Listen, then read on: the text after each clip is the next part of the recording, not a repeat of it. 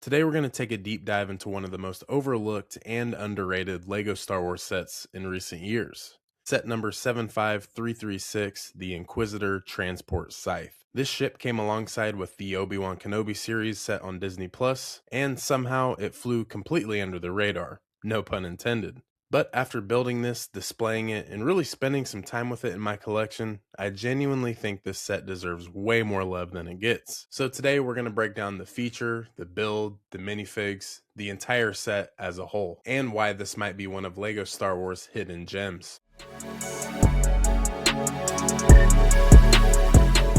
So let's go ahead and start with the basics. The Inquisitor Transport Scythe comes in at 924 pieces, originally retailed at $99.99 US. It's based directly on the ship seen in the Obi-Wan Kenobi series on Disney Plus. And I mean, right away, this set checks a lot of boxes. It's not a UCS build, it's not big enough to feel substantial, but it's very sleek, intimidating, and it's instantly recognizable if you've seen the show.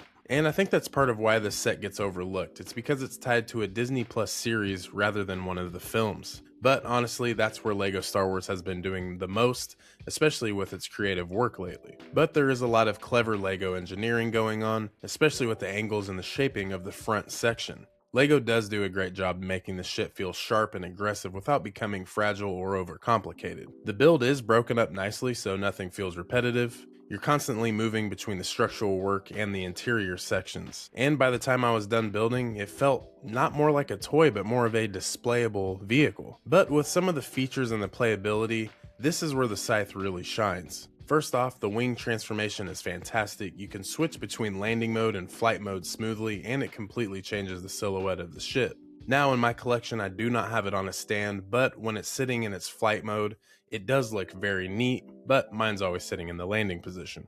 The cockpit does open up pretty easily, and inside you have some seating for the Inquisitors, plus rooms for the figures that actually interact with the space, and some studs that have a little bit of technique to where you can fit the lightsabers right in. There is also a rear boarding ramp, which is perfect for reenacting some of the scenes, especially if you've seen that in Obi-Wan Kenobi, the series. Really cool displays, and yes, of course, this would not be a LEGO Star Wars ship if you did not have some spring-loaded shooters, which may not matter to everyone, but for playability, they're integrated cleanly and they don't ruin the look of the ship. This is one of those sets that work equally well as a playset or even a display piece. But of course, moving on to arguably one of the best things in a LEGO Star Wars set, or it can get controversial, but in this set it is very impeccable. The minifigures. This set includes 4 minifigures. We get Ben Kenobi, the Grand Inquisitor, Reva, the third sister, and the fifth brother. That alone is huge. I mean, for this set,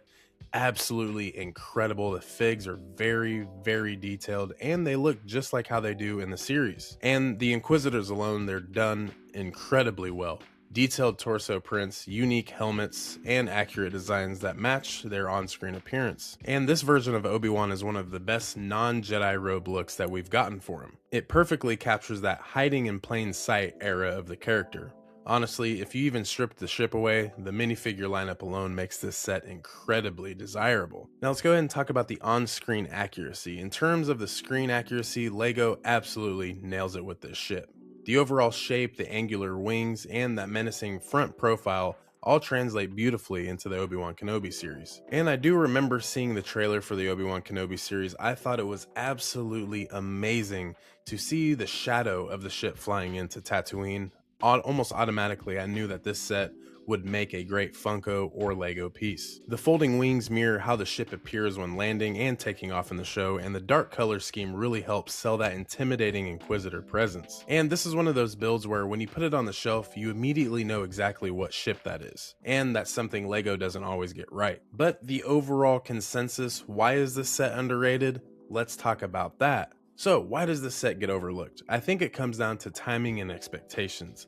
It's not a massive set, it's nothing tied to the original trilogy, and it's tied to a Disney Plus show that had mixed reactions across the fan base. But when you actually judge this set on what its own merits are, this build quality, the minifigures, the design accuracy, the play features. It's easily one of the strongest mid-scale LEGO Star Wars ship in recent years. And this is a set that quietly does everything right. And if I was to scale this ship into any ballpark, it would be with the Imperial Light Cruiser. I feel like these two sets are definitely set in their own little category.